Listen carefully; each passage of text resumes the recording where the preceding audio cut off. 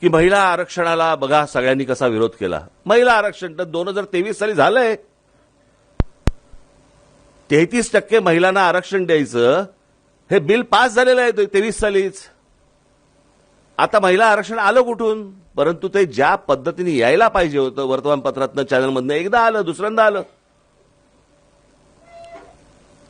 हे जे मोर्चे काढत होते, या मोर्चे काढणाऱ्या जी लोक होती त्यांना मला असं वाटतं पत्रकारांनी विचारायला पाहिजे होतं 2023 साली काय झालं.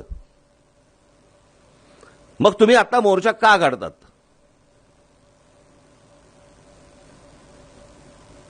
त्यांना कोणीच प्रश्न विचारणार नाहीत. त्यांना आपले सोडून देणार.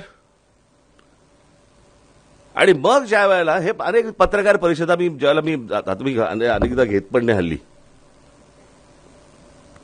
हे असं म्हणाले, तुम्हाला काय वाटतं? तुझं बोल ना तू.